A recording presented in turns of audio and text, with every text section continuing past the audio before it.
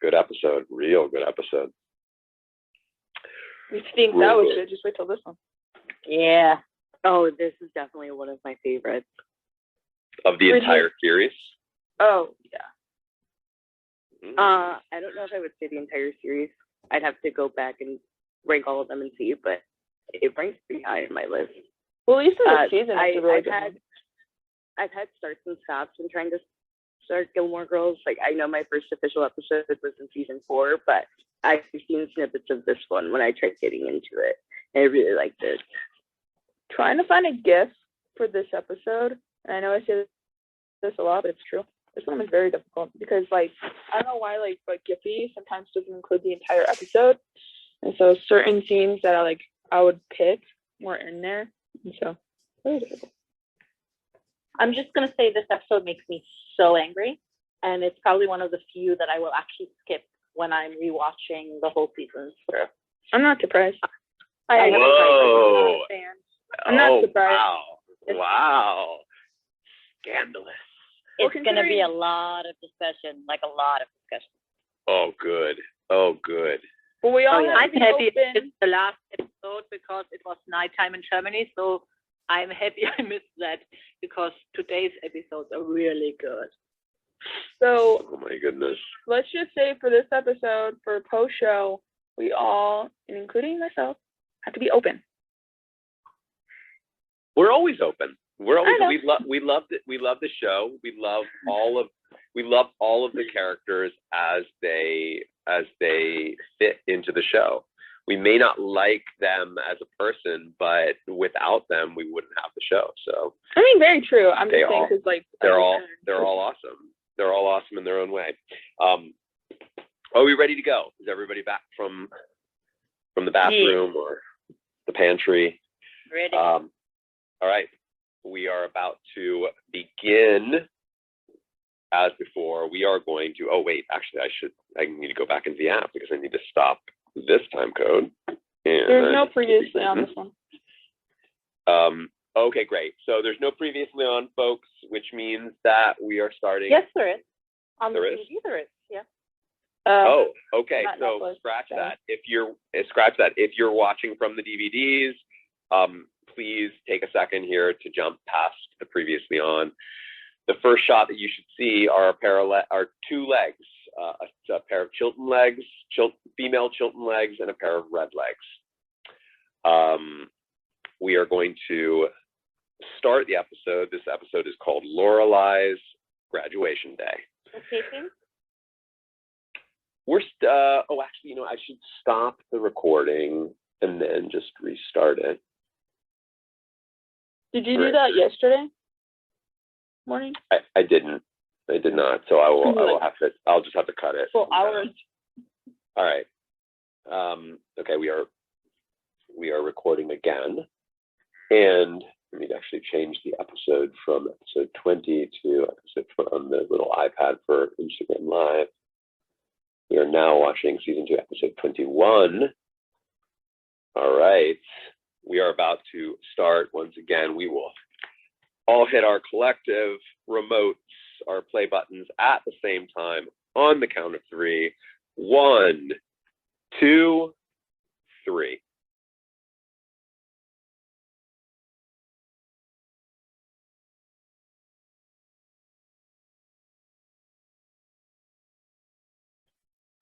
I love our little countdowns till we start. It makes it such like an important adventure to join in.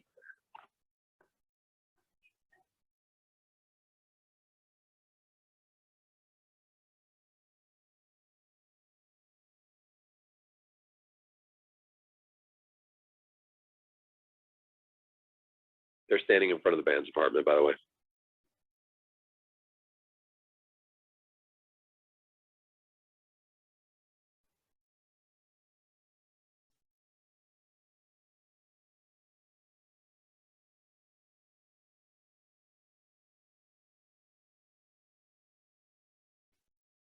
Realizing that now the speed of the dialogue is at peak.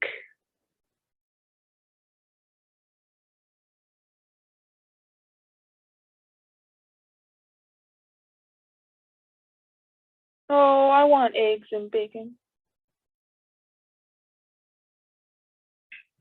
I just had eggs and bacon, but I would like a suki. I have eggs. I just don't have bacon.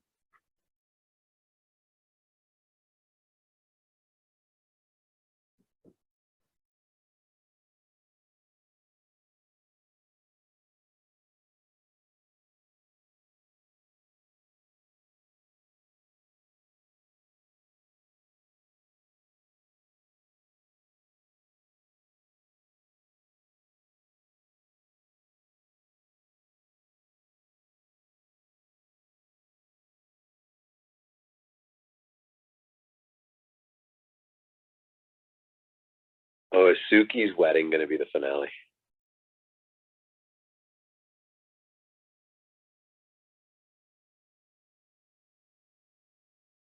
Can we tell you that info?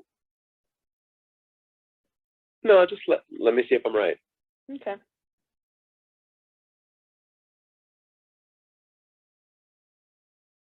Or if I'm wrong. And then you can laugh at me. I think we've only done that like a handful of times. I gotta say Out that like, one loud. of my favorite. There's been more in silence. Yeah. I gotta say. Somebody on Instagram Live, Tiffany actually on Instagram Live said that this is her least favorite episode. So I'm feeling like this is a polarizing episode. It is very much. There's polarized. some really annoying people in this episode. Anyway, what I was saying was the intro is always my favorite because I love it in each season when it changes. Careful with the background audio, by the way.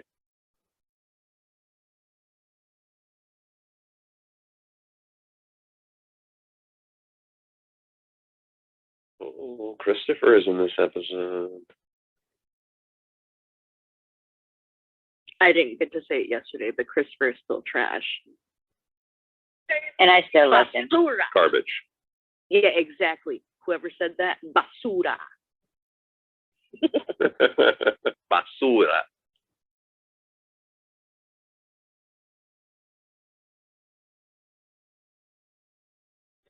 I'm still waiting for that meme, Regina.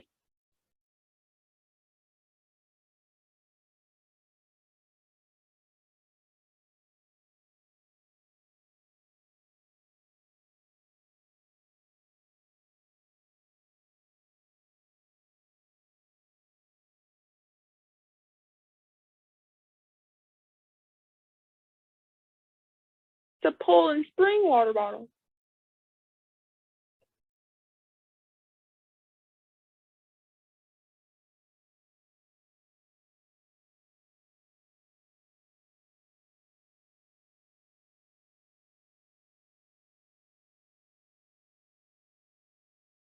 They don't have a lawn.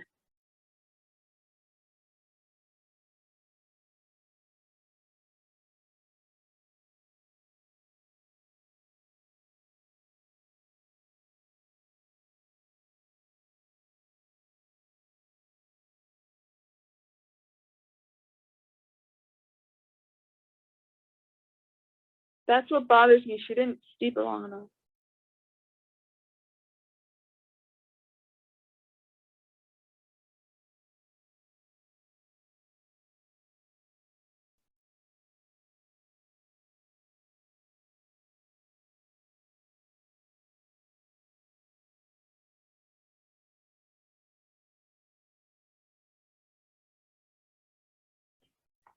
I like these hats. We don't have them in Germany. It's always like, wow, great.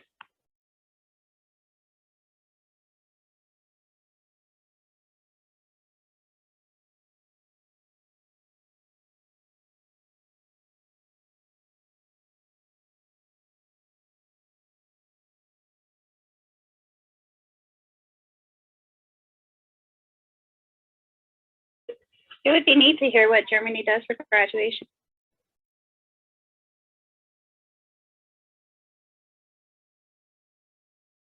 Sounds like a talk after the episode. I can talk about it.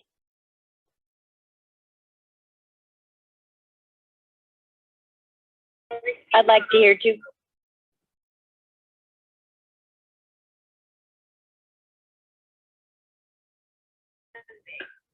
Or Claudia could host an event and talk to us all about the differences between North America and Europe in terms of all these Oh, Babsy would love to be a references. part of like that. Yeah. Babsy would love to be a part of that. She actually mentioned that the other day. She was like, "Oh, it would be kind of cool to do an international room that was all about the references and all of that." So maybe that's something we could do. Yeah, I did it a little bit at the Virtual Fan Fest, and it was really fun. There are so many differences, and I often think, is it in the show or is it real? I don't know, and now I can ask all my American friends.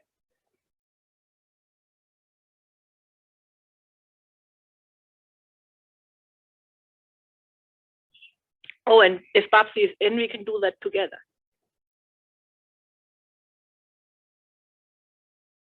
Somebody in Instagram Live, Rose, is saying that she would love to do something like that as well. I believe she's in the UK. So sounds like it could be a real popular room.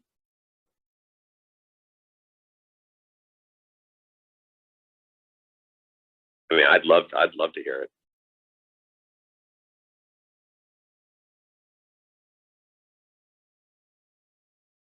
Oh my goodness, all the brands. brands. It actually starts with the title being different. They don't translate it. And usually every title of an episode is said in the episode itself. So you always find it as a sentence. And in German, they just use a title which is not said in the episode. So that's really a big thing, a big difference.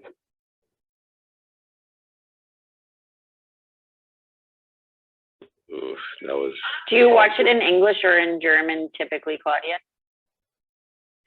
I started to watch in German because I watched TV and it was in German, of course, and I switched to English in the year of the revival. So I watched it in German, then I watched it again in English, and since then I always watch it in English. But I often miss. I would always lose trivia because I sometimes miss little things. So many strawberries.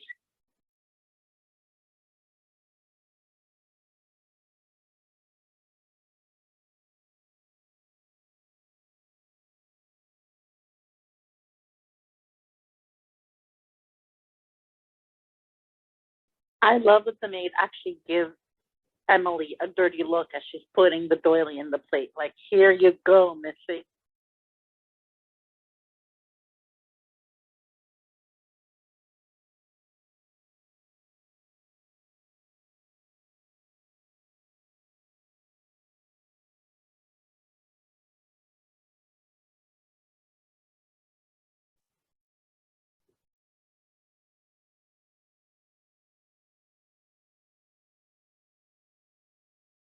Oh no.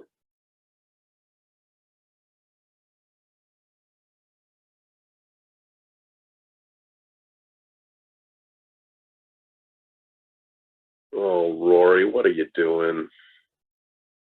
Exactly what her mom asked her not to. And this is where it starts.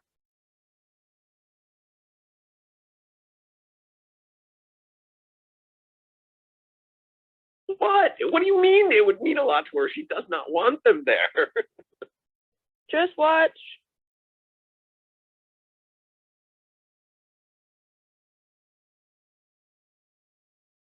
Just remember, she's not as strong as you sometimes think. So, perhaps she wants her to go.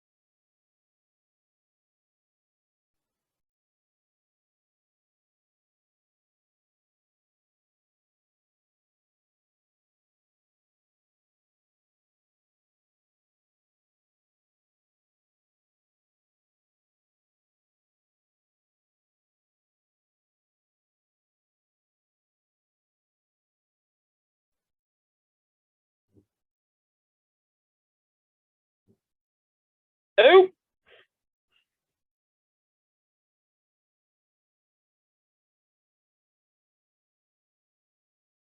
Ooh.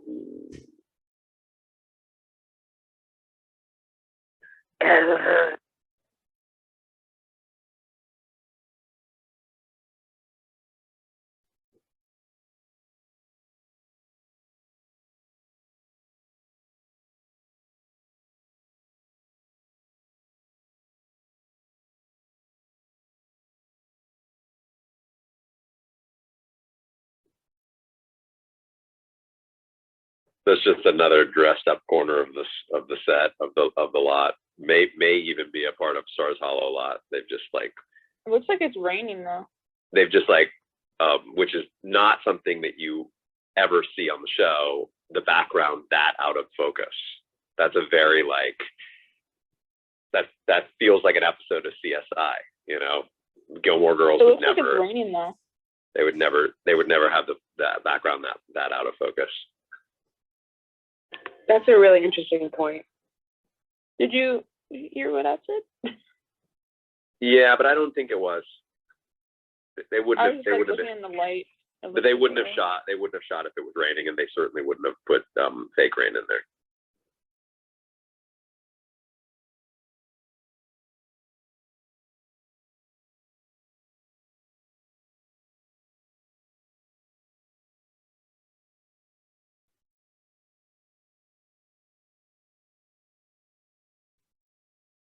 And by the way, you can't get that really, really, really out of focus background unless you're shooting on 35 millimeter.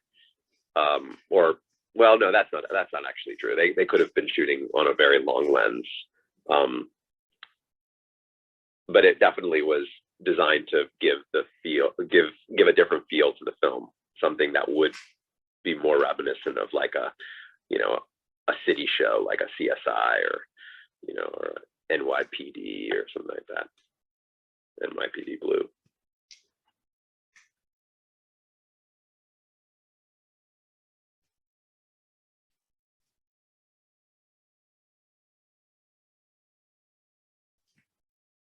That was the annoying part of when I graduated high school, because I love curling my hair, but I couldn't curl my hair that day, so I had a flat iron.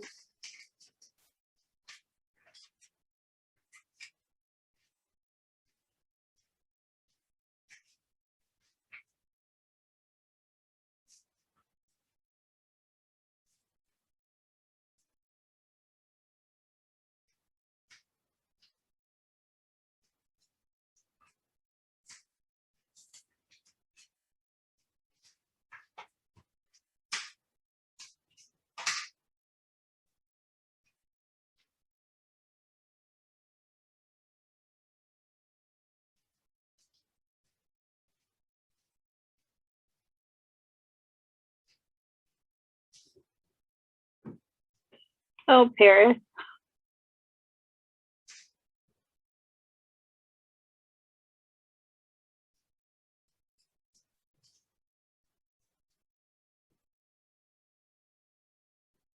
£2? Did she say £2? Yep. Chocolate covered espresso beans are so good. 2 pounds of crushed chocolate covered espresso beans sound like it would actually make you explode.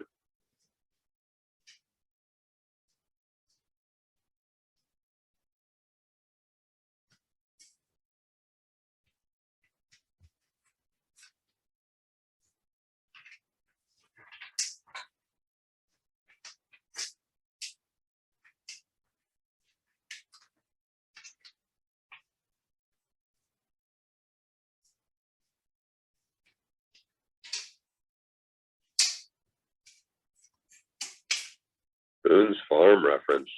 Is Boone's Farm even a thing anymore? It is, but it was more of a thing back then.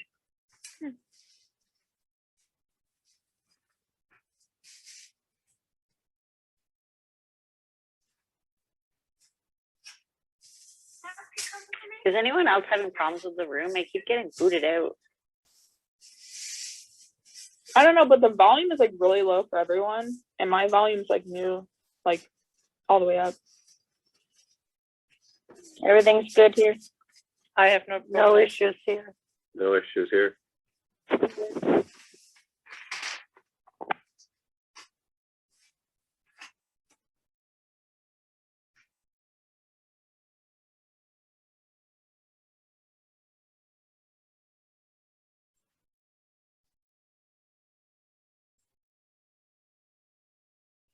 I love that basket. It's hilarious. I'm still waiting for this basura guy. I mean, I'm not seeing it yet. With what?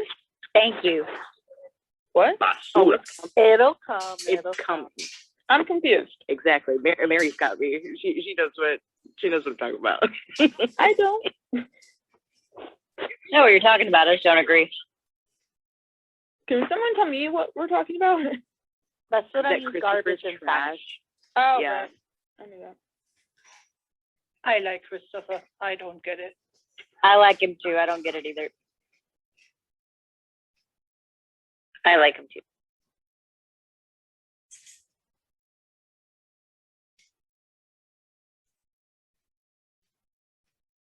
Telling you, they're building something. They're building up to something with those two.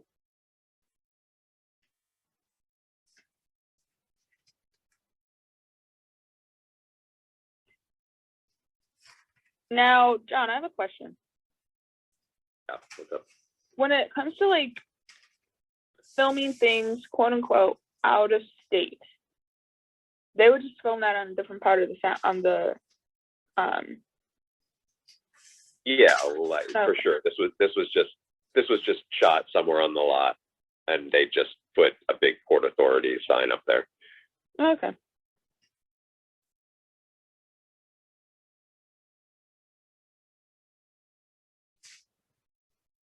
This looks like it was shot outside. This doesn't look like it was shot on the lot. This looks like they might have gone somewhere because it's just a little too big. Well, no, I don't know. That's a hard one. Some stages look so real. It's hard. Oh, to but this is a lot. This is definitely a lot. I Right. feel like fair. the big truck that they had there was trying to obstruct something that would have given away the location, so it may have been outside. Yeah, maybe. But this 100% is a lot. Like, I Yeah, mean, you could tell. they just dressed up. They just dressed up another one of the side streets.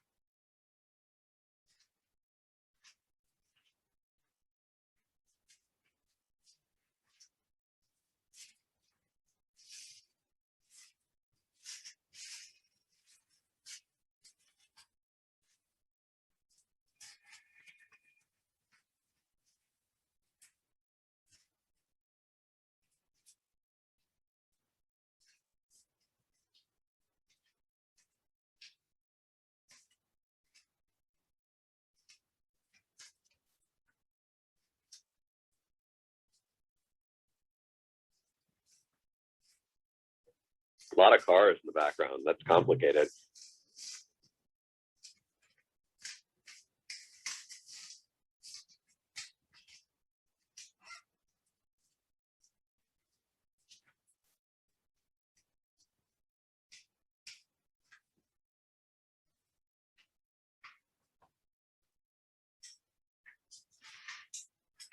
Yeah, I'm also wondering how they did that subway.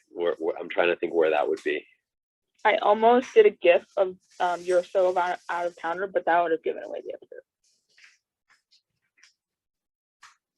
Using the subway if you're like born in a small village is such a big thing. I was so excited for my first time, so I understand Rory's fear. Yeah, I've only done it once. I grew up in a city with a population of 315 people. What? Yeah.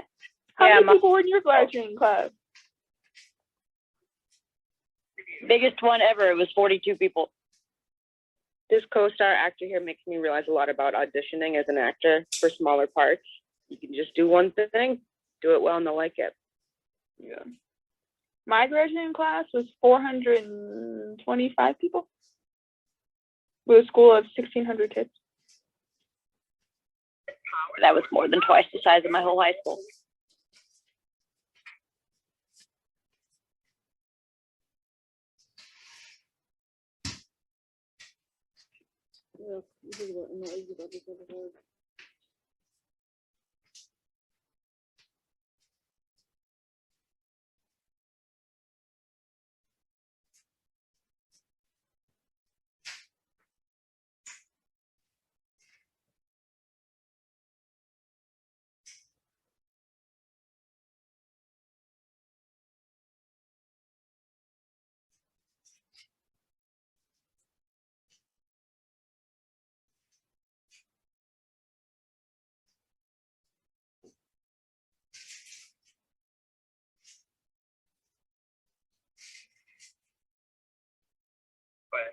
Or Lorelai.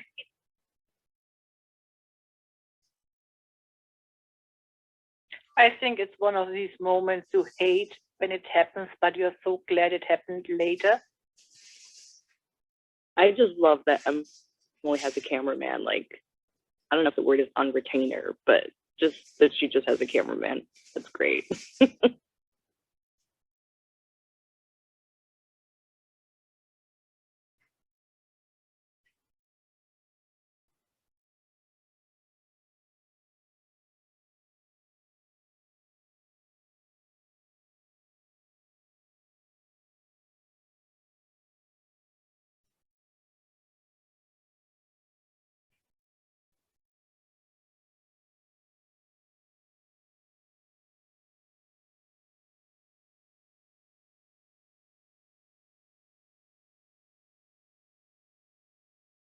Ooh, an Irish coffee. That sounds good. Yeah, it does. I love this scene.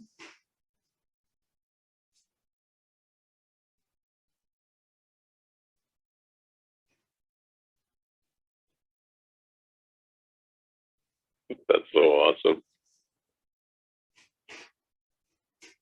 Great song in the background. Awesome song in the background. Who is that again? I can't remember.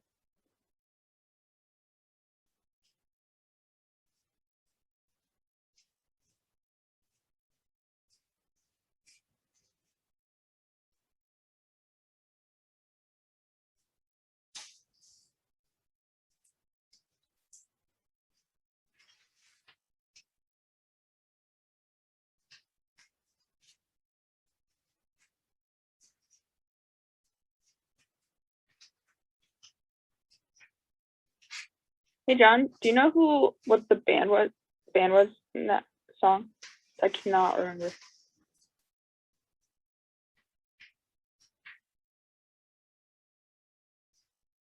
Yeah, I'm blanking as well. It's really good though.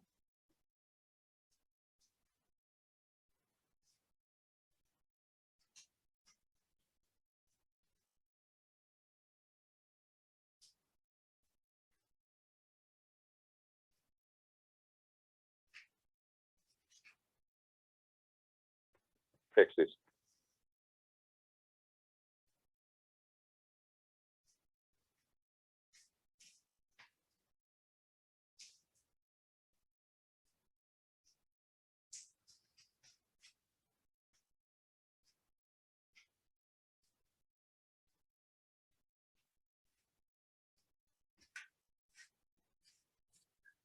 It's the Pixies.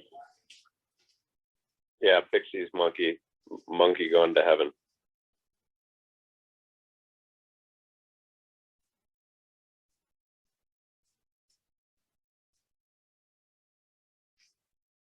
Cause she loves you.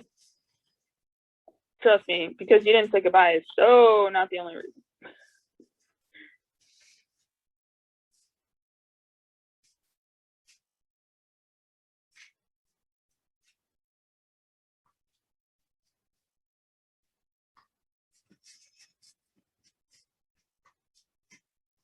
There's Seth MacFarlane in the background. God bless America. Oh, I totally try to repress these two characters from my memory of this episode. I thought they added humor. I You hated detest them. Seth Hey, that's MacFarlane? Seth MacFarlane. Yes, I detest Seth I MacFarlane. just said that. Why do you hate Seth MacFarlane?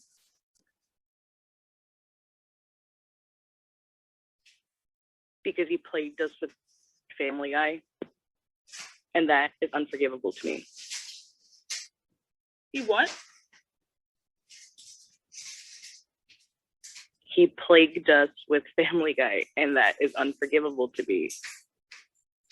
You hate Family Guy? Yes. Save that for later. I can forgive that.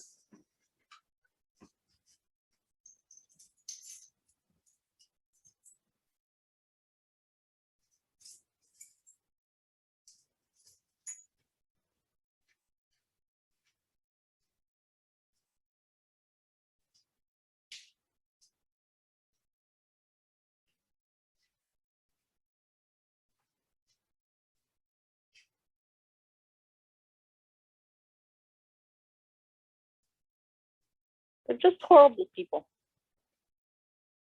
I have nothing against him from his other shows, but they're just horrible characters here. But Lorelai was rude to strangers all the time. She's not so different.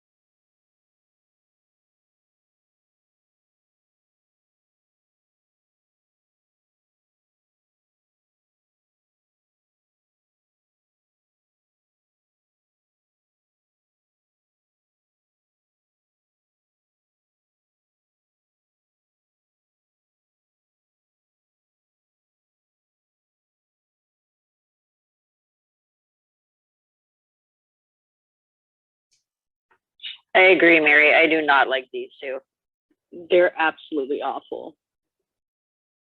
But as I said, Lorelai would behave like them if her parents wouldn't be Emily and Richard Gilmore and being there.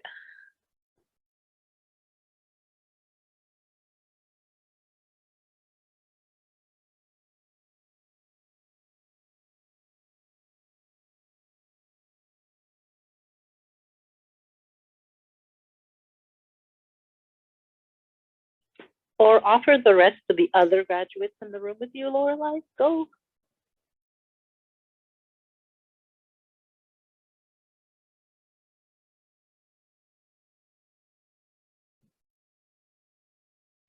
She's already embarrassed enough.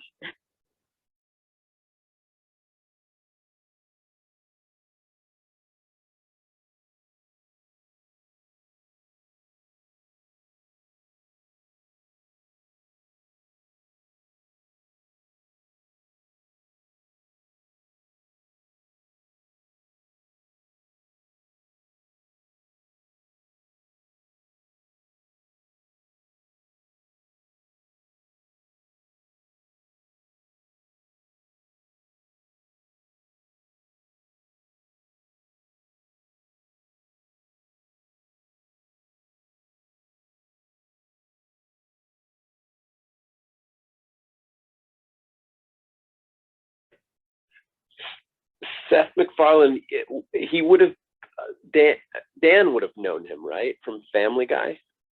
Yeah, that's where Probably. the connection comes from. That's the connection, right?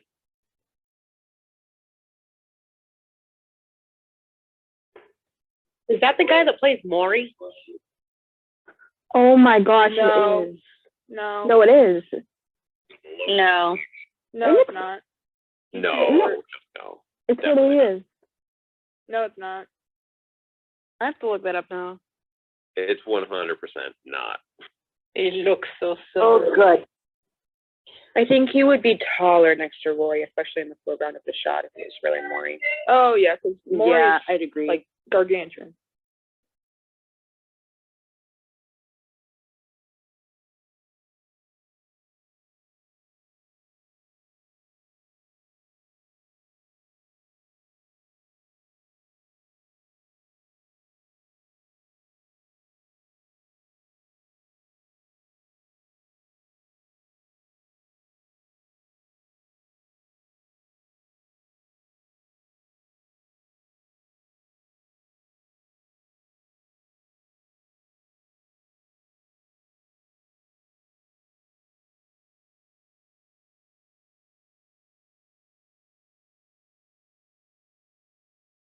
That handheld shot, which you very rarely see. You need this moment, John.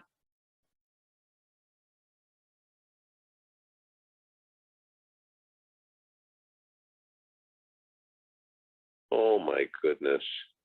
so sweet.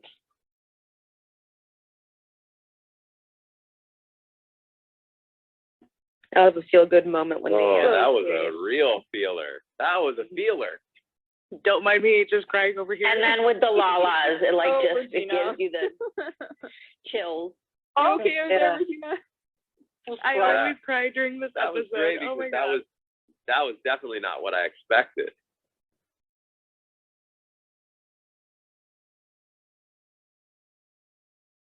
It shows they are a family after all.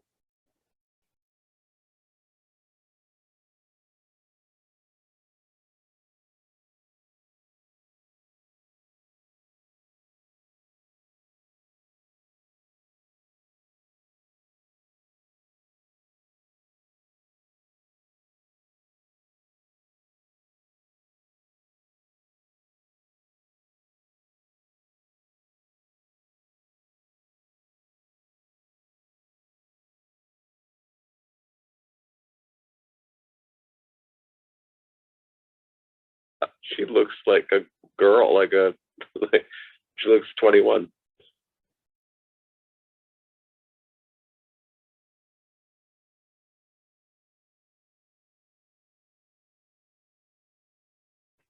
I love how Emily and Richard are coordinating.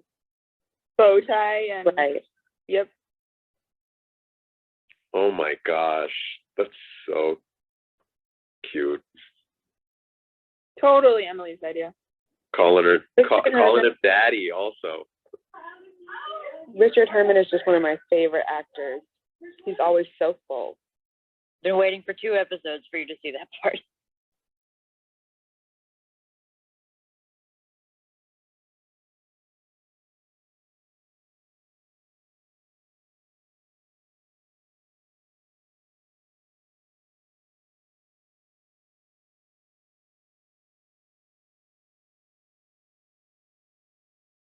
Definitely gonna want to know why you don't like this episode so much, Mary.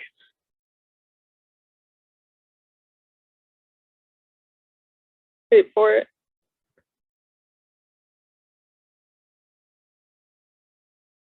I love that episode. I don't get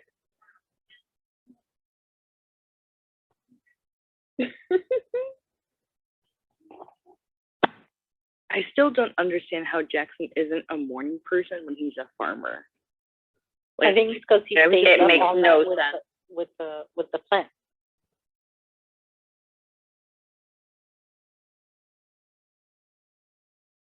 This is why, John. This scene.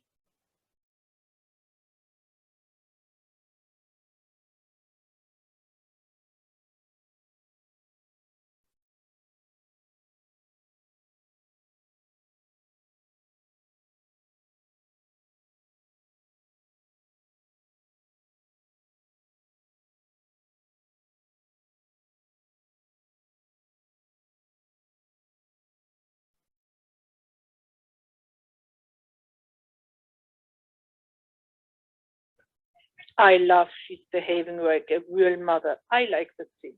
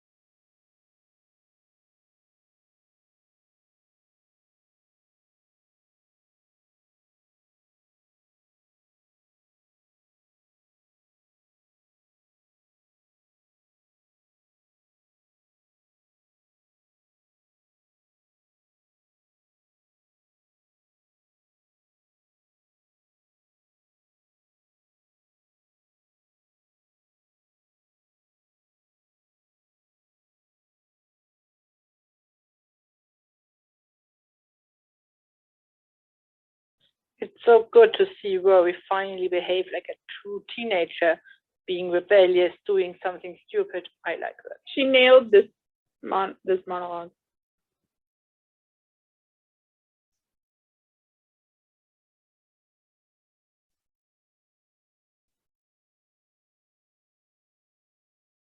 Yikes.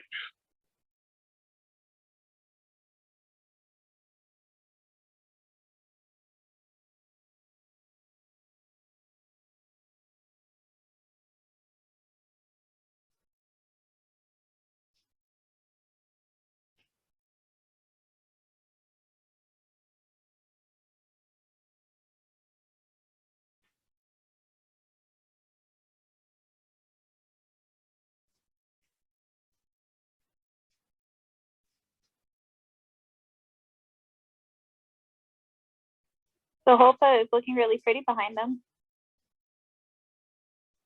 I was gonna say that. It is.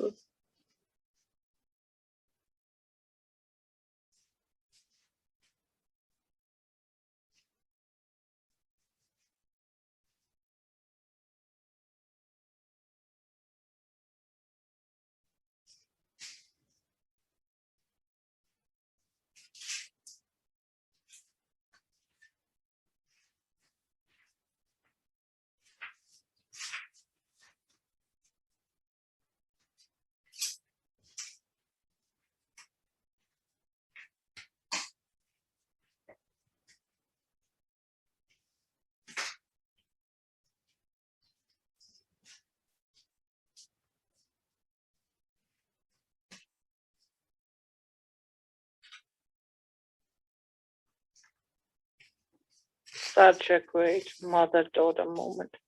She like nailed that monologue. It was insane. Oh boy, is this gonna be an interesting after show. Also, ever since Valerie mentioned that Alexis hated the tie, I just noticed that she wasn't wearing it in that little scene. All right, folks. Open the really couch. quick before we dive into it, we're opening the couch. Tasha, in case you didn't hear in the episode, the name of the song is Monkey Gone to Heaven. Thank you. Before we start discussing the actual episode, I just wanted to let you know, John, that the bench scene with Jess and Rory, that was actually shot on the lot because I went to Warner Brothers Studios tour in 2016 when they were actually shooting the revival, and they showed us the little patch of grass area that they actually used for that scene to be Washington Square Park in New York. Nice. Yeah, I know that there are some little patches of grass there. There's one around the back area. Oh, that's where it would have been. So it's like if you were to walk around the magazine stand, if you were to like walk around that, there's a little patch of grass with a tree there. That's the one, isn't it? Hey, John. I think it's by Patty's, right? Yeah. Yeah, it's like on the other side of. Oh wait, there's also that one, the one that's like to the right of Miss Patty's. There's one behind Miss Patty's, and then there's one to the right of Miss Patty's, and then there's the parking lot. I'm sorry, did somebody ask me a question? What's up? I was going to tell you, this is Chris. I was going to tell you there were some people on Instagram Live that were wondering how to get on Clubhouse, and I tried to describe it in the comments, but I'm not sure if I described it well enough. Okay, so let me just let me quickly chat here with the Instagram Live folks. Hi, Instagram Live. Any of you who are eager to join us over here on Clubhouse, it's really simple. Go to remarkist.com on your mobile phone. You will see a little message that will come up that says that you can add the app to your home screen. Make sure that if you're on Android, that you go on mobile Chrome, and if you're on iPhone, that you go on mobile Safari. And then open up the app, and you'll see a little section there at the bottom of that first screen that talks about where you can join. The first one will have a little link to Clubhouse, or it will say that we're doing this on Clubhouse, and there'll be a little link there. You can also find that link all over the app because I put it everywhere. Click on that, and it will open up another screen that asks you, that's a Clubhouse screen that's going to ask you for your phone number. You put that in, and then now Clubhouse knows that you want to join and has your number linked to you. At that point, you'll download the Clubhouse app from the App Store, the Google Play Store, or the Apple Apple App Store, and you'll install it. And then when you open it up, it's going to ask for the phone number that you just gave Clubhouse, and that's how it will know that it links you. Hop into Clubhouse and then find me at John Cabrera. Follow me. As soon as you follow me, I'll send you an invite for the Remarkers Club. Oh, actually, you know what? You won't even need to do that. If you use that link, it will automatically put you into the Remarkers Club. And from that point on, you'll be able to find us very easily by just going to the Remarkers Club page, where you'll see that we're either in the middle of an event, or you'll see the event that's coming up. You can also check the Remarkers app, where we have a schedule of all events that are upcoming, and you can use that to know when we're going to be on Clubhouse doing one of these. I hope that that's helpful. Let me know if you have any other questions. All right. Pixies are awesome. You should check out the Pixies for sure. The monkey. I've heard of the Pixies. I just didn't know, because like I knew the song, I just couldn't remember. We do a lot of Pixies covers, or we do at least one Pixies cover during the well, without a spoiler, the big fight. We'll just say the big fight scene at a house party. There's some Pixies that we did there, because I remember I had to learn the chords of a Pixies song. Oh, John, your DM yesterday slightly confused me. Oh, basically what happened is you added that event that event, that watch of that episode, but you added it as a new episode. There was already, that episode already was in the database. So what you ended up doing was adding 2 of those episodes to the database. But then when I like opened it up, I saw that you actually attempted to add the watch using the correct method of choosing that from the list of episodes. And for whatever reason, there was a mess up. And so, but yeah, it's obvious, like, if you want to schedule a watch for an episode of Gilmore Girls, don't choose like that it's a new episode. There's a little button there that says, is this title not in our database? If it's an episode of Gilmore Girls, it's in our database. So just open up the list, pick the episode from that list, and then do that. And if you want to write something that like tells people, hey, there are spoilers in this, so don't come to this event if you haven't seen the episode, use the description of the event for that. The title, I mean, technically it's a given, right? If the person hasn't watched that episode of the series, then right. Well, the reason why I changed it, like, me and the girls were talking yesterday, and they were kind of saying like, you should put like the word spoilers like before it, just so like someone doesn't like jump into the room. But that makes sense what you said though. Yeah, I mean, I think it's just I think it's just a given. If it's an episode the person hasn't seen, then they probably aren't going to go in the room. But I mean, I guess that's a point. That's a good point, that somebody could like be not paying attention. But yeah. But I think that I think that it should be fine. I just I wouldn't want there to be two episodes of the same episode within a particular space. But that's actually a good point that you make. Maybe I'll figure out something that allows people to like maybe click a button that says that you want to add a spoiler tag to it, and then maybe it'll add a little prefix tag that says spoiler on it. Yeah, because someone may not see like what number the season is and then just click on it. Yeah. That's actually good. That's a good point. So maybe I'll add something that allows you to, like, as you're creating the event, like, would you like to let people know that there's a spoiler? And then what it'll do is it'll just add that little spoiler tag on there without you needing to actually type it. And then you can pick it from the database, but it'll still have the little spoiler thing on there. And that's a good moment for me to let you all know really quickly that I did do some fixes to the app last night. Now you can schedule events in your local time, so you don't have to be thinking about doing it in Pacific time. Just do it in your local time, and everyone will see it in their local time. So that's a fix that was inspired by Mary letting me know that she scheduled an event that was a little weird. And then the other thing was, now when you schedule a watch event, you can let people know what streaming service it's on, as well, or if it's not on a streaming service, as our unaired pilot is not on a streaming service, you can let us know where it is, and you can add a link to it. So now people can actually click on the link. So for example, our unaired pilot, if you go to the event page for that, you'll see it's at a website called Pinkish, and you'll see a little link that you can click on, and it'll open that up. And you probably don't want to watch it from that link, but that link will allow you to then copy and paste it and send it to yourself, so you can watch it on your laptop. I will say that with mine on Monday, because it's on Monday at the regular time that we do this, I will say that unless like Mary wants to join that episode, there will not be a recording because I don't know how to do that. So that's no problem. I mean, in my ideal like dream scenario is that I somehow am able to figure out a way to like get recording in the app itself, and then we can like actually record from the app. I mean, that's dream, because that's a little outside my technical abilities right now, but you never know. But one thing that I will say, your timer's still going, by the way. Oh, okay. One thing I will say really quickly before we dive in, that is kind of fun, is I just implemented this late last night. You may not have seen it. If you open up the sidebar in the app, there's a new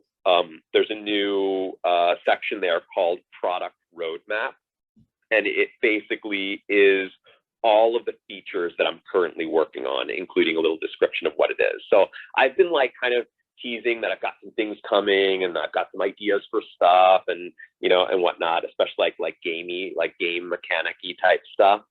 Some of that stuff's in there, and it's the description will clarify what I'm doing.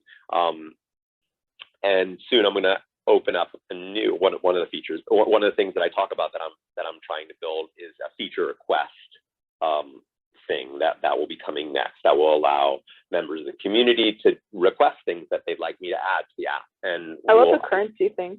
And we'll upvote them, and if they get enough votes, I will try to implement it if I have the technical ability. And if I don't have the technical ability, maybe I'll download a tutorial and I'll teach myself. All right. Cool. So let's dive in to these 2 dope episodes. They were quite good. They were quite good.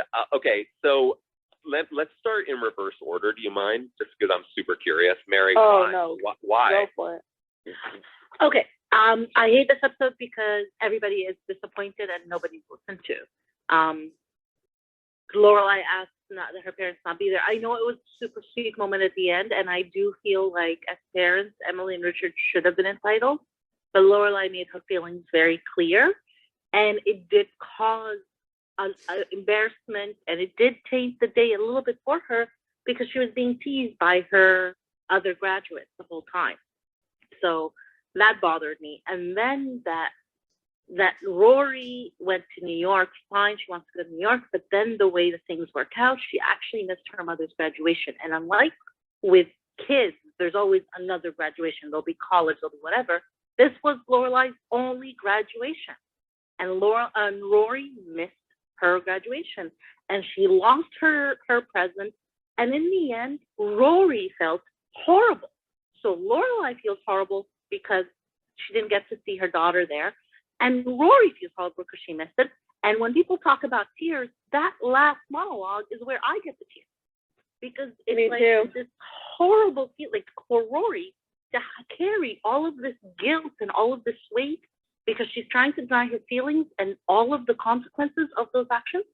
I hate the episode. It makes me feel upset for everybody. If you are an anti-Team Jess person, this episode I could see really, really, really getting under your skin because it wasn't Jess's fault. It wasn't Jess's fault, but still, like, it's hard not to be in that, like, that whole town wave of, you know, just being angry at Jess, you know, like, even though it's not his fault, he didn't do it, she went, all of that, but, like, you know, she was there because of him. She missed her mom's graduation. He called her out of the blue for asking. Yeah. He called her to say hi and bye. Like, they literally left the whole conversation out of the blue. Yeah. I do we blame him for her going to New York because he called her once? No. I don't. No. Absolutely No, not. I don't think most people blame him for the car accident or blame him for going to New York, but I think that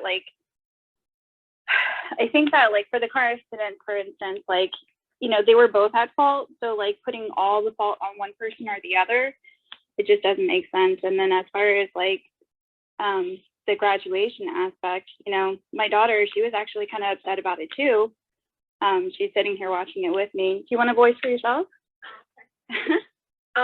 Frankly, I'm kind of annoyed with Rory in this episode because she was highly selfish as Lorelai's daughter. Lorelai decided to keep her at the age of 16, gave up her high school graduation for this kid, and all she asked for was her kid to be there for her only graduation. And honestly, that's all on Rory. I think she should have just taken accountability in that monologue, saying, I was selfish. I wasn't there. I'm sorry. Yeah. I feel like she did try to say that she feels horrible and stuff like that. And so like that whole monologue was basically her saying like, I'm sorry, like blah blah blah and stuff like that. And obviously, like the plan was for her to make it in time for the graduation. the whole point that she missed it was that it was supposed to be unprecedented, you know. So But that's not the day. That's just not the day to take off. Like, And that was my daughter's point. She was like, you know, all the days to like dip out and go out of town, like that was just not the day to do that. She should have, you know, prioritized her mother in that day and spent that day focused on doing that for her. You know, the present was like an after effect, an afterthought, but like she was prioritizing her own needs. Claudia? What's your daughter's name? Thi. Your daughter's name is T as well? No, Thi. Oh, It's, Fee. yeah, it's Vietnamese. Fee, what could Rory have said in that final monologue that you feel would have been better than what she said? I feel like it was this whole monologue of, I don't know what took over me. All of a sudden, I'm impulsively doing this. Like, you know what you were doing. You decided to get onto that bus and leave school. You decided to make those selfish actions. Like, just flat out say, I was selfish. Just right. So you know, that's interesting. So in a way, she was like kind of deflecting it off of her by creating this alternate version of her that is not her, that did all these things. When it's like, no, that was you. Like stop with the you know, who was this person? That's not me. Blah blah blah. No, it was you. Take accountability for it. Exactly. Yeah. Right. Good I like point. that. Exactly, 100%. Yep. we're also asking from a really high level of emotional fluency for a teenager. Just my 2 cents. Just my 2 cents. Guys, Amy's here. Oh, and John, there's a lot of flashing mics down Hi, below. Amy. Yeah. Let's wow, we got some Flashing for a major while. flashing mics. Let's Also, start with Jasmine, I agree. Let's start with Tiffany, and then we'll go up to Amanda, and then we'll go up to Claudia. And then me. Okay, so this was one of my least favorite episodes, and I often will skip through it just because I feel like so like secondhand like remorse for Rory. But I think I have a different perspective because watching Lorelai with her parents, I feel like if Rory was there, she wouldn't have had the opportunity to be the daughter like it should have been when she had graduated, like if she hadn't had Rory early. And I think that by her not being there, it gave the attention to Lorelai, because a lot of times Richard and Emily focus most of their attention on Rory and whenever they're together. And I think that, you know, I think we saw it as it was meant to be, like what it would have been if she hadn't had Rory early and it was just, you know, her parents and her at this graduation. That's interesting. I like that. Amanda. Yeah. So with this episode, actually, like I'm not necessarily Team Jess, but in this episode, there's one moment that kind of where he wins me over, and that's when he asks about Luke. For the first time, he seems genuinely interested in how Luke's doing and how all of this has affected him and everything like that. So I do like that part. I agree. I felt the same way in that moment, majorly. I would have to disagree a little bit with Mary, though. I don't think it's that Lorelai didn't want her parents at her graduation. Because when Rory's like, well, why don't you just invite them? She says they're not going to come. They're not going to want to come. Like, she says that the whole episode. I think deep down she wanted her parents there, but she just thought they wouldn't be interested in it. For me, the whole episode is like a flashback in Lorelai's teenage years, like doing graduation, having your parents there, even if you don't want to have them there, then love having them there. And that's why I like the episode so much. And I think they show how similar Rory is to Lorelai, because she's doing something which Lorelai would have done being a teenager, going spontaneously after her boyfriend, not thinking about the consequences, and being sure everything works out. So that's why I love the episode so much. I agree with that, Claudia, that she is a lot like her mom in this episode in different ways. I agree with that as well. Definitely. All right, let me take that lull. So in regards to stretching. In regards to this episode, I am pretty much all over the place when it comes to like who's to blame and like who we're mad at and things like that. And kind of going off of what John was saying, like, is Jess at fault? Jess is so not at fault for this because, like, yeah, he called her, but like, it's not like he called her and asked her like, hey, like, you should come see me type thing, because like he only called, like, whatever the rest that happened was totally Rory's decision, and she chose to like cut school and things like that. And yeah, she wanted to make both work, but I feel like, and this may shock people, but I feel like she may have like just overshot of like what the day was going to actually bring, and she got like so swept up and she like picked the wrong bus, as like she said.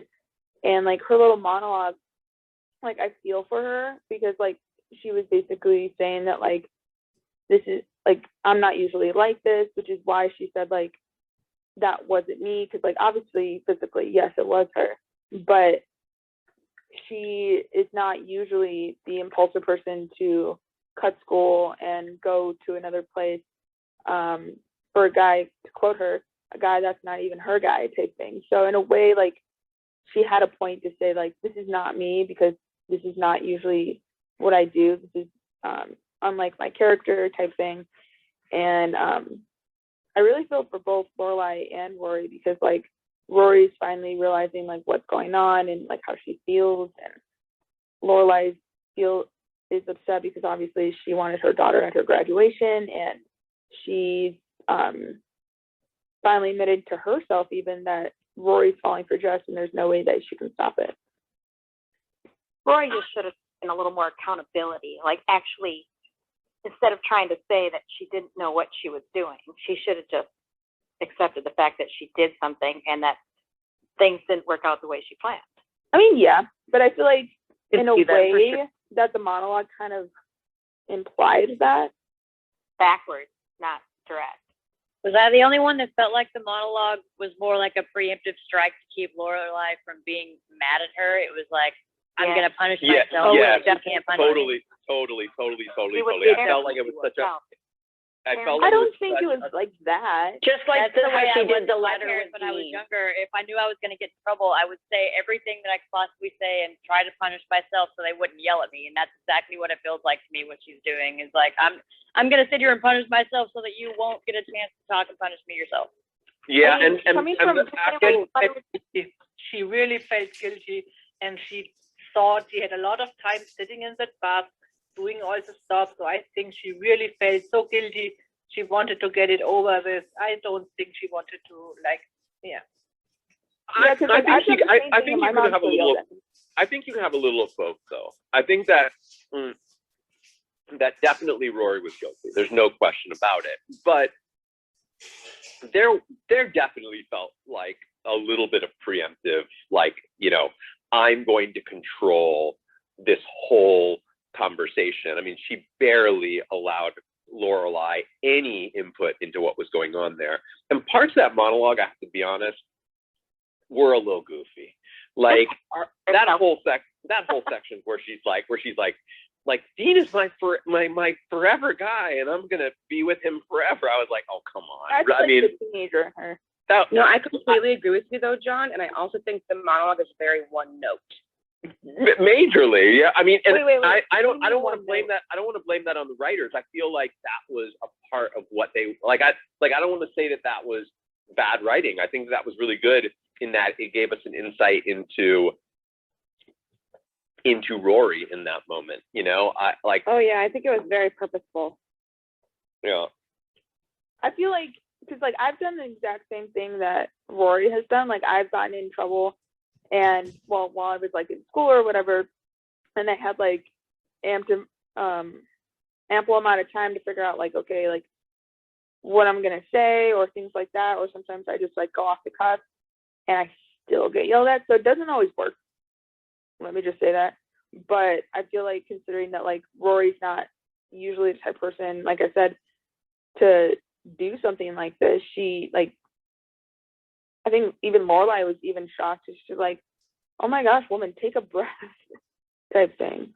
I think it For goes me- back to show how well Rory can predict responses and works for them, just like she did with Dean and she does with her mom all the time. Like, I'm gonna give the point of, you know, when she got into a fight and she went to her grandmother's house and then she saw Lorelai and Lorelai was like, fight over.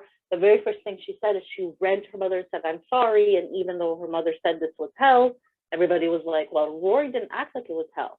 And we all said she was doing that because of her mother's feelings. So I think Rory has that ability of knowing how people are going to react to something and trying to like, you know, Ease the tension. Ease or like put a dam to prevent those feelings from occurring. So For me, Claudia. for me, the whole Dean speech is she's already feeling guilty for Lorelai missing graduation. And I think she feels guilty about Dean, and she's in total denial that she really likes Chase more. So she like does say, oh, I stay with him forever just to convince herself he's the best guy. So I think that's such a teenager thing to say, this part, the Dean part. It's more like, I need to love him. I should love him. So I stay with him forever. It's more like stubbornness and not accepting, yeah, no, he's not my guy anymore. I just think it's hard for me to buy. It's hard for me to buy that she's that in denial about her feelings for Jess when she got on a bus and went to New York to hang out with him. That's the one part that I'm having a hard time jumping over is that He doesn't want to admit it.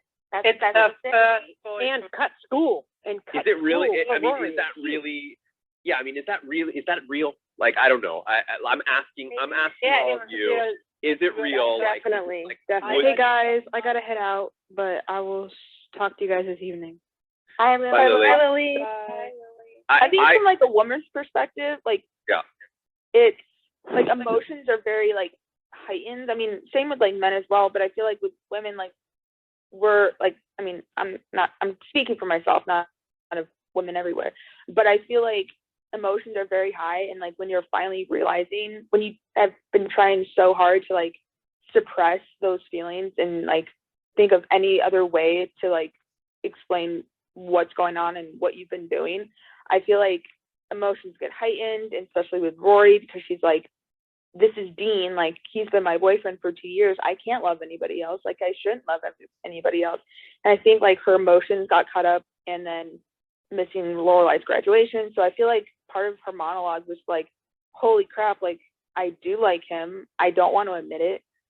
And then obviously but the not wanting to admit it, like in what way? Just not wanting to admit it verbally, because she certainly admits it when she gets on a bus and goes to New York, right? Yes. Like She doesn't want to admit it verbally because then she has to admit that she probably shouldn't be with Dean. And like I don't know if you guys thought this, but there was a part, I think it was in this episode before, where she was telling her mom about how if Dean had done what she did, that she would have probably broken up with him. And to me, that's like, I see that as her thinking, he probably should have dumped me. And that would have been the easy way out for her if he had dumped her in that moment when, after the letter and all that. But, and she kind of wants that, but she doesn't want to admit that's what she wants because she likes another boy, because she doesn't want does she want to break up with Dean? It would be different if Lorelai wouldn't hate Chess so much, because she made already her mother really mad, and now the saying, yeah, I like Chess, that's like, I like the boy you hate. I think Rory, if Lorelai would have been a really big Chess fan, she would say, yes, I like him. But because Lorelai is always talking bad about Chess, and the whole town is talking bad about Chess, Rory is not used to wanting something which everyone else hates. It's really hard for her. It's she doesn't want to disappoint people. Which directly coincides too with like the pressure that Lorelai puts on Rory, like to stay with Dean, like the way she just talks about him, about like how she's settling. Big friend. He's like tall and gorgeous, you know, like there's nothing wrong with him, culminating with the fact that she absolutely detests Jess and thinks that he's the Antichrist. For sure, I could totally see like where her reaction in that monologue comes from. I was going to say though that I think it gives us I don't know if it's a darker insight into the relationship that Rory and Lorelai have, because I definitely see this monologue as definitely like a preemptive strike to like kind of lessen the blow of her reaction. Because I feel like Lorelai puts a lot of pressure on Rory to be this like perfect child, and so when she deviates from that norm that Lorelai sees in her, and you know she sees like this isn't you, well, like it is her, and like she is making mistakes. And I agree with Claudia, like she's being rebellious, she's being a normal teenager, you know. And so I think that's where the reaction comes from, because I see from watching the show, I have seen like Lorelai be like her mother, where like she tends to freeze people out when she's angry at them. In this case with Rory. So I think like that's where the monologue and the reaction comes from as well. It's a big moment for Lorelai. Like she's really crushed, you know, by that. And Rory really turns it into a moment about her. That's what I took away from that, is that Lorelai doesn't even get to be bummed in that moment, because Rory has just sort of made the whole thing about her and what she's done wrong and all of that, and then just is off into the house. You know, she doesn't even ask like how the graduation went or anything. Like mention the fact that she invited the grandparents. None of it. She just focuses all of it on her and what happened and why she should be upset and all the things that should happen to her that she should be punished for, instead of like, hey mom, how was it? I'm sorry. It's complicated. Because we don't have too much. I'm gonna stick around a little bit longer than normal today, but I want us to try and we've got a lot to talk about. But I think that it's a good segue. I do want to come back to the moment with Richard and Emily there at the graduation, because I thought that moment was amazing and really sweet, and I think that it deserves a little bit of chatting. But I do think that this is a good segue into talking about what happened in the previous episode with Rory and Lorelai, and the was it in the previous episode? Yeah, in the previous episode with Lorelai and Rory outside of the business or the little party, where Lorelai just really came down on Jess majorly, and everyone was in the town. You know, the evil, that horrible boy. Was that the episode where Lorelai says that like Jess like is gone, I get to hate him forever, I win, haha? Or was that last night's episode, Teach Me Tonight? No, that was this one. And then she was also like, she was just like, you know, I know him, he's angry, he's a bad kid, he's, you know, like just like all this, like just unloading it. And I mean, Claudia's right. Like we can all imagine, even if we don't work in the field that Claudia does, we can all imagine a lot worse than Jess. Like that seemed like a massive exaggeration of that guy. Yeah, I think like, and I mean, it's no, like I don't want to sound like a broken record, so I'm not going to, but we all know that I'm a fan of Jess, and that's never going to change. I feel like throughout the entire episode, and reason why like that episode frustrates me is because like, and Rory said it in the episode as well, that like no one in the town, considering how beloved she is, no one can even fathom the idea of Rory wanting to quote unquote be reckless or do something fun and then like an accident happening. No one can even think that she would do that, and then they just automatically, because they hate Jess anyway, they just automatically put the entire blame on him because it's Jess. And then like Rory saying, well, what if it was Dean driving? Like, would you blame Dean? And then Lorelai saying, no, because Dean would have been more responsible. It's like, Exactly. One. Laura doesn't even consider that hypothetical. Right? Like completely not.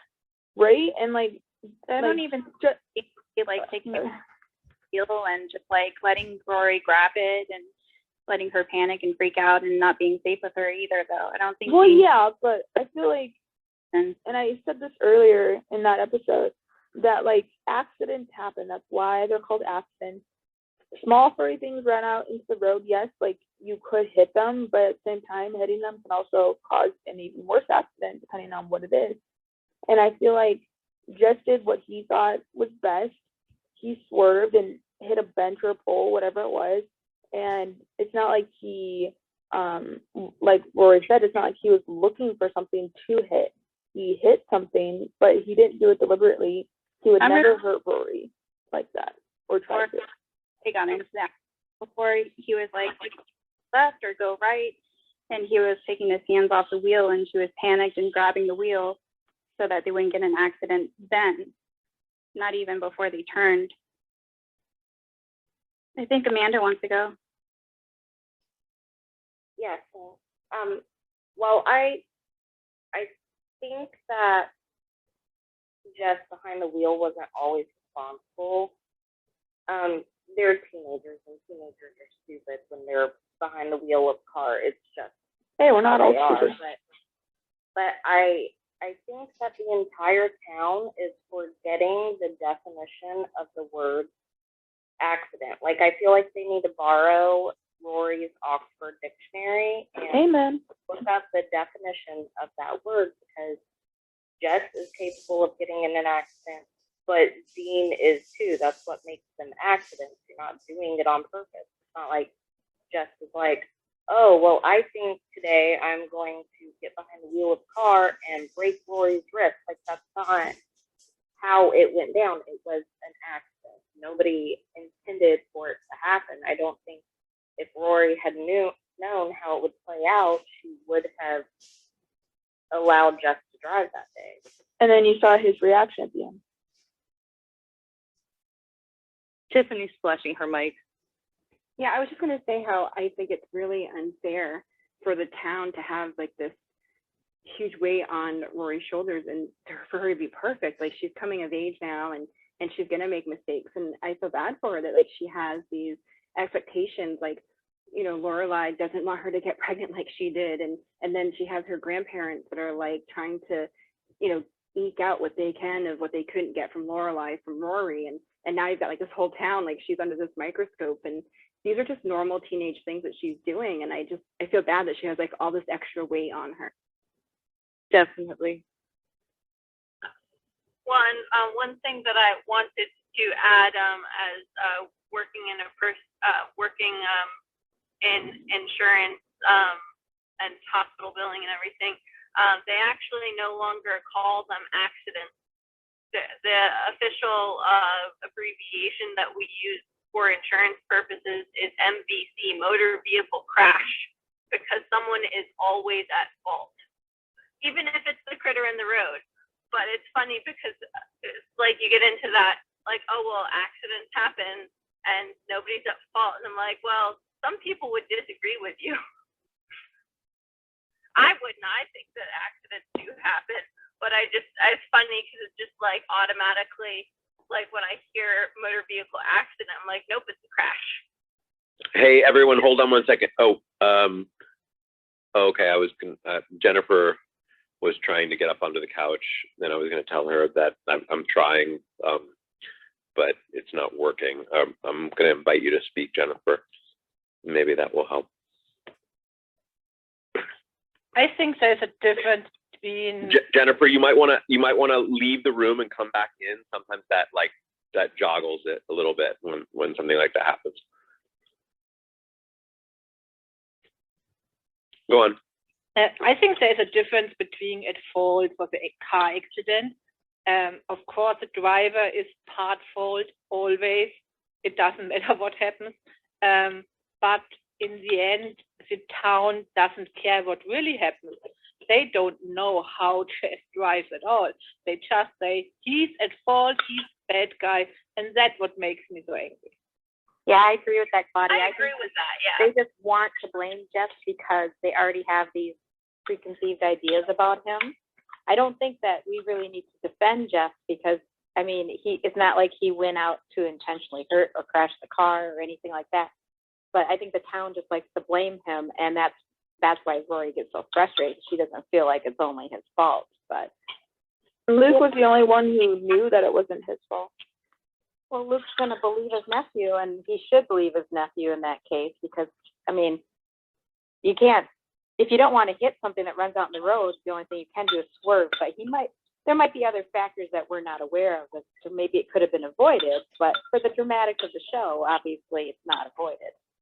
Well, and sometimes when something runs out in front of you, you instinctively just swerve because your instinct, your reaction instinct takes over, so you just swerve. But also, I'd like to point out that maybe Richard wasn't wrong about the safety of the car because the state of that car after having bumped into a bench at 20 miles an hour. It was pretty red. That's a good point. I don't think it was. They didn't bump into it. He like crashed into it. Right, and that would indicate he didn't hit his brakes soon enough. 20 miles an hour. Wait, was that I think he was a young driver, and young drivers react completely different than older drivers. So young drivers have much more accidents, so it's no wonder it happens at one point. So I think the whole, oh, he's such a bad guy, doesn't make sense because you don't hear about anyone else in Stars Hollow driving in that age. Because I don't know how long we have, John. Can we go back to the first episode we watched tonight and talk about Richard and Lorelai? Yes. That's so good. Yes, I love My that. absolute favorite episode. That this morning. I was at church this morning, so I couldn't join you guys, but that is my favorite season 2 episode, hands down. Richard was really enjoying his time with Lorelai, and that was nice to see. And then, of course, he gets hurt when he realizes she can't keep coming back, and he kind of takes it out in an angry way, which is not right. But I love the dynamic between them when they really do get along. He starts to look at her in a completely different way because, like the first time that he went to Stars Hollow to see her at her work and, got onto her in front of her employees and stuff. And now she's trying to work for him and he's noticing that she actually knows what she's doing and she's doing a good job and I don't want to lose her now. Oh, That's what I was gonna say, Jessica. I think that it's a funny juxtaposition where when he goes to Stars Hollow, he just assumes that he criticizes everything Lorelai's doing. She's a terrible businesswoman. She's talking to people inappropriately and all of that. And then in this episode, it was like his business would have been nowhere without her. Yeah, they were going to close up because he couldn't get Marjorie. Margie, there we go. That's a great point to compare. That was awesome. I have to be honest, at this stage of the viewing, trying my absolute best to just flush anything I may know about what's to come. I'm watching this and thinking they're setting up the possibility that he and his daughter are going to go into business together. How was it watching Lane find her drums for the first time? That was so cool. That was so cool. I mean, all of you pretty much. I'm looking at the audience. I'm not seeing any of the folks who are watching this fresh with me as well. But you all, of course, that's you know why that's just so exciting because it's I had no idea, first of all, that's how it all even started. No idea, because from my perspective, I just came in and we were rehearsing in a music shop. I didn't really, and then of course I came to know that was an important music shop, but I didn't know that it even began this season. I thought that it all began all begins next season, everything that they even came up with the idea that she was going to be, getting into drums and all of that they came up with that, in the summer before we started shooting season 3. And so to see that it's being set up, that it's actually the seeds are planted in this late in the season is just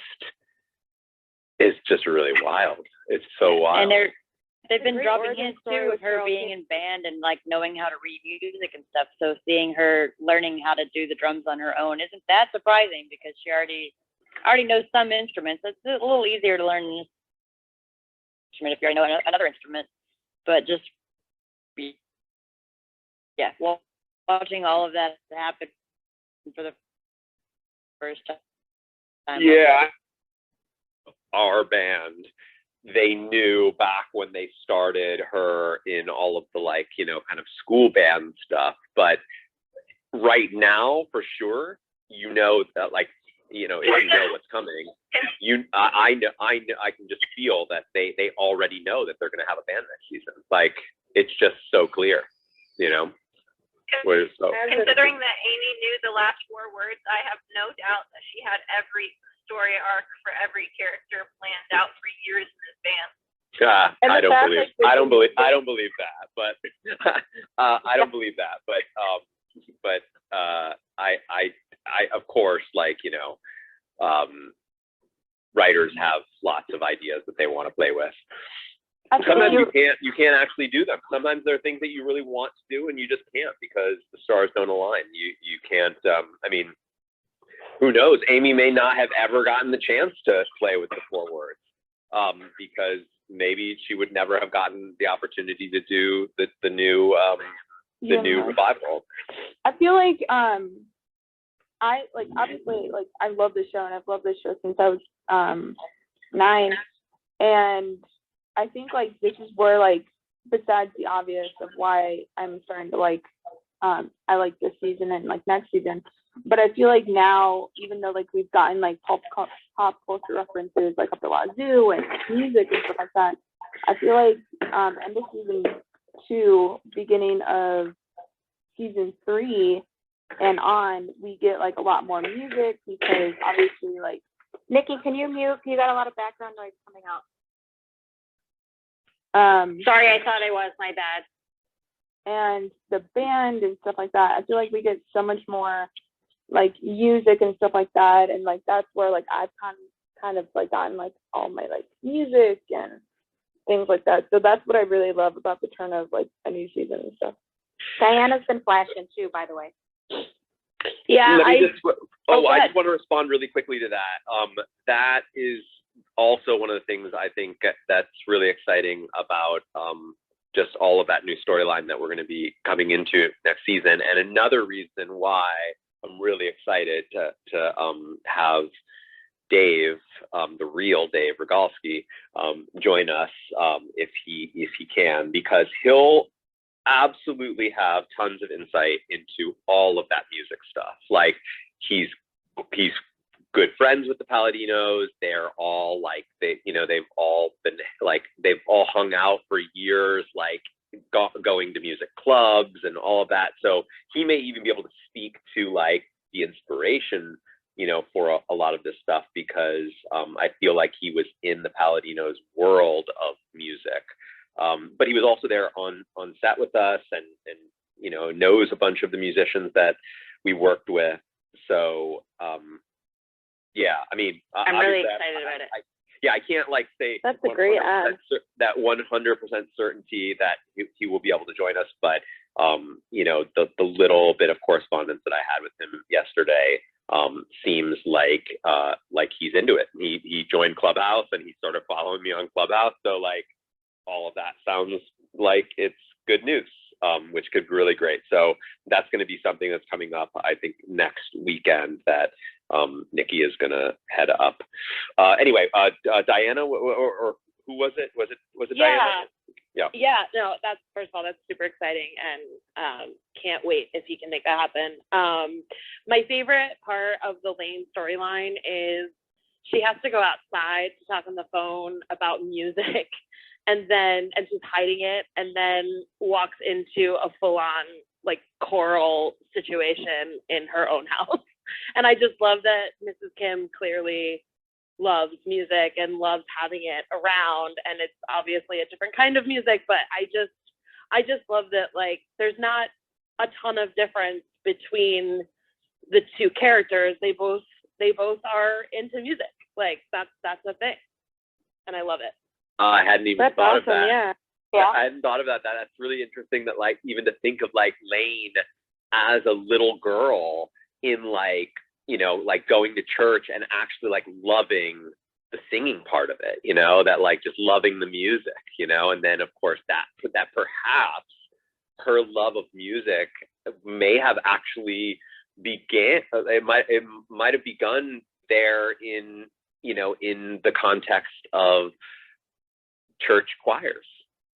Yeah, and I also, I mean, the other thing that happens that I always look at the parallels between parent and child in this. Obviously, that's the whole, it's like one of the main themes of the show. But at the same time, in the same episode, you have Lorelai being really good at setting up a business, which she may have learned from Richard. Like, she may have learned how to be the way that she is running a business, like, somewhat from him. There's a lot of, like, yeah, again, like, like I can imagine little Lorelai in his office, like walking around handing him folders and stuff, like almost kind of play helping, Totally. I feel like, a lot of these characters are always trying to escape their parents, and they, as in life, they cannot. So I agree, and I think it may be a stretch, but I also connect her to Emily at the end with the party planning. And at the first episode we watched this morning, she's got the Richard side and the Emily side, and it all comes together in one really cool episode. Yeah. Amanda, Yeah. you've been flashing for a while there, Amanda. Yeah. As a fan, I just want to say, John, how great it was to hear how excited you got when Lane went into the music shop and when she found her drums. Like, I think that probably most people in the room can agree that it was really great hearing just how excited you became about that. It was really cool. Definitely agree. Oh, I mean, I was so geeked. I was just as excited. It was so geeky. It was so cool. Yeah, and Carole King, and I had scenes with Carole. I love the way they introduced her as well. Like, they brought in the music shop, obviously going to be a new set, and then they introduced her as this woman who moved from New York, and Lane's just like so excited, and she's just kind of like, yeah, whatever, I'm trying to close, get out. I don't know what it is. Yeah. So Like, there was no, like, big, like, lead up, obviously, besides, like, the music store, but there was, like, no, like, huge lead up. She was just, like, kind of there, which I think kind of speaks to, like, Carole King's, like, personality. So there was, like, no big lead up. It was just like, yeah, there's a music store and Carole King is the owner of it. So, like, I think it, like, speaks well to her, like, personality that she doesn't need, like, this huge introduction. Do you want to hear my theory of what's going to happen in season 3? Yes, that is yes, do you want to yes, hear you want to hear my theory about what's going to happen Yes. in season 3 that is Every incorrect? detail. Yes. No, Yes. that is incorrect, because of course I know what happens in season 3. So you're Yeah. getting the theory from the fresh-eyed watcher of the show who does not know what's happening in season 3. First time watcher that was not on the show at all. Exactly, that was not on the show at all. So this theory is Get your 100 pen ready, Mary, to write this down. No, you don't need to write it down. You don't need to write it down. You don't need to. This theory is 100% wrong, but it's my theory, so I'm going to tell you. Go for it. Lane starts to learn drums with Sophie. Like, Sophie comes in season 3 and it's like, you're terrible, we need to work. And then almost like a Mr. Miyagi style relationship throughout season 3, that those two grow. They develop a bond and they grow. It's like mentor and mentee, and it culminates at the end of season 3, like with this like huge band, like big show that Lane does. That would have been cool. I love that. That's what you're theorizing based on what you've seen. I mean, that's I'm honestly so no excited joke. for this to happen. That's no joke. That's exactly what you would get from me if I didn't know that that's not at all what ends up happening. But that's what I would, that's where my writer brain goes. I'm like, oh my gosh, they're setting up like a Mr. Miyagi like style mentorship between these two. So John, on Discord, Samantha was talking about, she wanted to know if we'd already talked about the scene between Lorelai and Rory, and I'm not sure if she really wants to at this point, but she had something she might want to say if we let her say it, but I'm not sure. She's kind of shy down there at the bottom. I mean, I would love to hear Samantha's thoughts on it. Totally understand if she's not yet ready to speak, but Samantha, it is okay to comment on something that we already talked about if you really want to say it. You should come up. I have severe social anxiety, but these people are all now my best friends because I don't see people in real life. She is Oh, up well, thank She you, is up. Jessica. But also, you know, what is the question in Discord? She didn't say what the question was. She just asked if we'd already talked about it. Hello. Hey, Samantha. Hi. No, well, I guess that you already talked a lot about the final scene between Rory and Lorelai in the graduation episode. So I came up late, so never mind. Well, I mean, what is there anything specific? Well, why don't we just like do a really quick recap of what we talked about? I'll just say, essentially, the bullet points. The bullet points for that scene were this. There was this general consensus from some folks in the room that Rory made that whole scene about her. That she sort of diverted all energy that could have been an actual maybe fight, but conversation between the two of them. She just diverted it all towards herself, thus totally eliminating any chance that she would get into a fight with her mother. And some folks actually felt like that might have been a bit selfish of Rory. I'm one of those people. Yeah. What do you think, Samantha? Well, I didn't thought about that. I thought that she was really disappointed in herself and didn't really get what was happening to her. And so I was like giving her a free pass for that.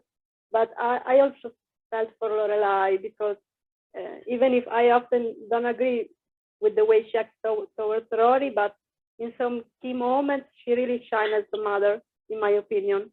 And in this scene, I think that she went through a lot of emotion, from this disappointment of her missing the graduation to another level of disappointment for the reason why she missed it. But in the end, Lorelai showed empathy and put her feelings aside to try and help understand Rory. So that's why I love this scene. One thing that somebody brought up, actually, it was actually the T, who's down at the bottom, is T's daughter, made a really interesting point, which was that Rory spends a lot of time in that moment talking about how this isn't her, this isn't her, this is, you know, like this, almost as though Rory's creating this specter of another person that she can put all of the blame on. This other me, this not me. I never would do something like this. This other thing took over. I don't know who that is. And there was this sense of like, that was a cop-out, that it is you. Take responsibility for what you did. You are to blame, and your feelings for him are to blame. And that shifting that blame over onto this fictitious character that you've created is also not fair to Lorelai. Although I do agree there that Lorelai she's the best part of that scene. For me, she is.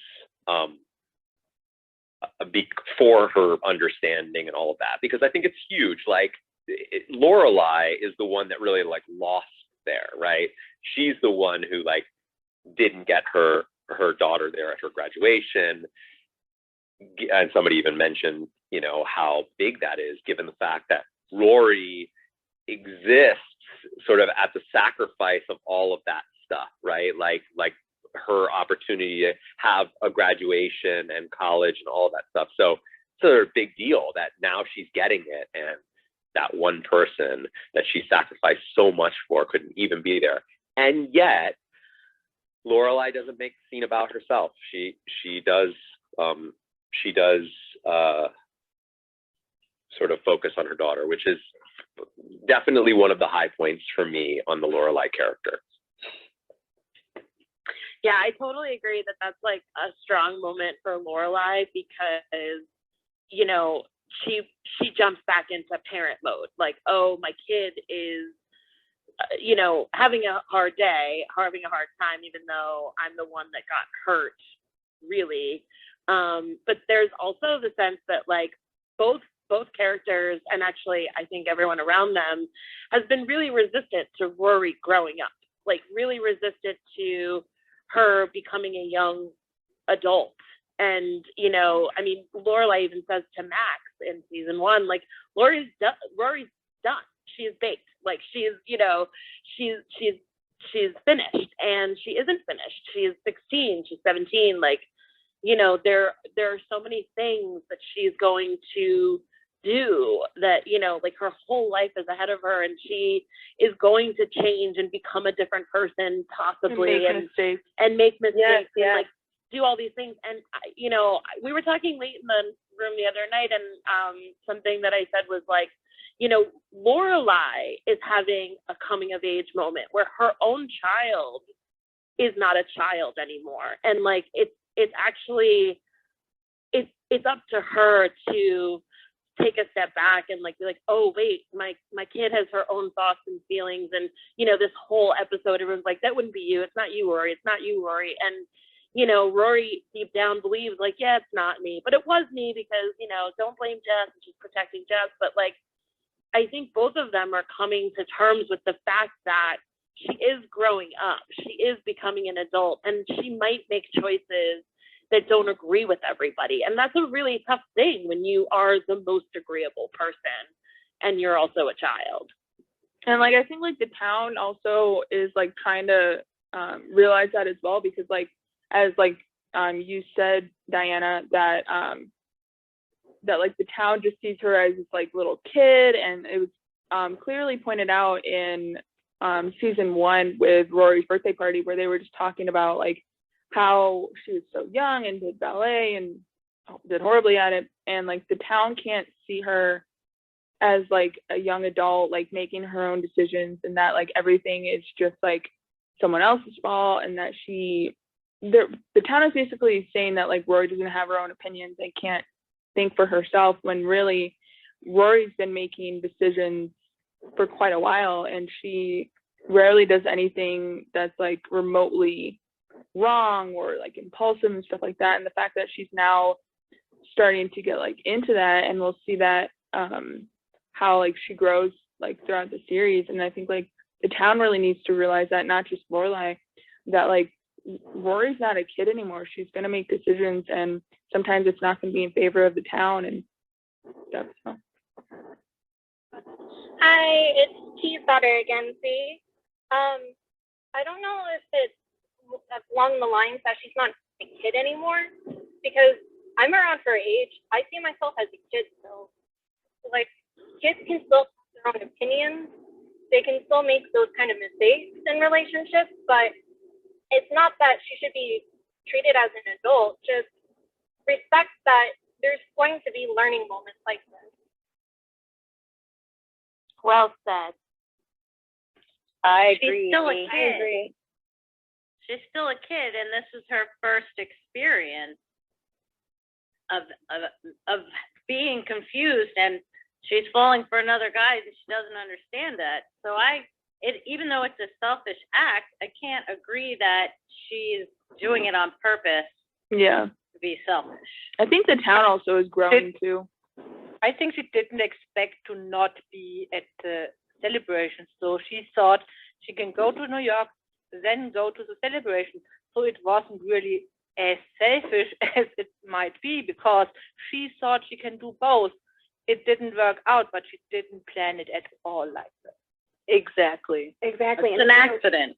Think about, like, she has to ride the bus system. I mean, this could have happened anywhere. You know, she rides the bus system back and forth to Chilton. So what if this had happened during that and she couldn't make it? You know what I mean? Like, it could have happened anywhere. And he never rode a bus this far. It's like a first experience going alone such a long way with a bus. So she couldn't have known buses stop so often and wait. That's just a new experience. She expected to be there. She wanted to be there. She even bought the gift. It was a bad accident. I hate to wonder though. Oh, I'm sorry. I was over somebody. I was just gonna say, it makes me wonder though if Lorelai would have ever found out about this little excursion had the bus been on time. Probably not. I always thought that too, that she may not have told people, but then she did tell Jess that she would tell Luke hi for him. So I don't think that she was really planning on hiding it completely, but I think that she was not planning on telling Lorelai that day that she went to see him. It might have word vomited out later, but yeah, she skipped school. Of course, she wouldn't have said it immediately. Which teenager would say, "Oh, by the way, I skipped school today. I was in New York instead." I think she would tell Lorelai. Like, I think her conscience, like you saw how she like freaked out. I think she would eventually, you know, feel guilty enough to tell her. Eat away at her. Yeah. Yeah, I think she would have eventually told her. Eventually, but I don't think she would have told her soon after. Rory is hiding a lot from her mother, like in the short term. That's kind of one of the recurring themes here on in these first couple of seasons, is that she's at an age and things are changing for her, and she's doing things that are uncharacteristic of her in the context of her relationship with her mom. And this kind of like, I was watching an episode of Roseanne last night or the night before, where it was like one of the characters was like acting out and like being rebellious, which is kind of out of character for her. And we're seeing Rory do the same thing. And the sister of Roseanne was saying, like, there's some things you don't need to know. And I kind of like agree with that, because like, unless it's like life or death situations or someone's like in danger, I feel like parents, and this is coming from a person who was a bit rebellious as a teenager, there's some things that parents don't always need to know. And but she's not the mother, she's the best friend, and that's well, yeah, but I'm just saying, like, in general, with like what John was saying about how like Rory's starting to hide things, and like that's my whole thing. Like, parents don't always need to know what's going on in their child's life. And even best friends, you can keep secrets from your best friends too. You tell nobody everything in life, nobody at all. Exactly. Hey everyone. Parents know everything. Like, hey everybody. Really quick, I just made everyone a moderator. Babsy just brought my daughter down, and speaking of parents and their children, she's just looking super cute, and I want to hang out with her for a bit. So, yay. Enjoy. Go for it. For a bit, so I'm gonna hop off, but I want to thank everyone who joined us for these 2 episodes. They were a blast. They were great episodes. Tonight we are doing it. Tonight we are finishing season 2 with an epic episode that I am convinced involves something with Christopher and Lorelai. I just feel it. I could be wrong. It could be as big of an epic miss as the Sophie and Lane hypothetical theory. We're all keeping our mouths shut. I also am feeling like it would be weird. It also feels weird that they would hold off the wedding, Suki and Jackson's wedding, until next season. So that feels like it might be what we're in store for. But whatever it is, it's the season finale, so it's going to be epic. And I hope that as many of you who can join us will join us. I understand that the international folks, it's a really, really difficult time for you. But we're doing that tonight at 7, same deal. I'm off. Thank you so much. Bye, Thank you, John. John. Bye, John.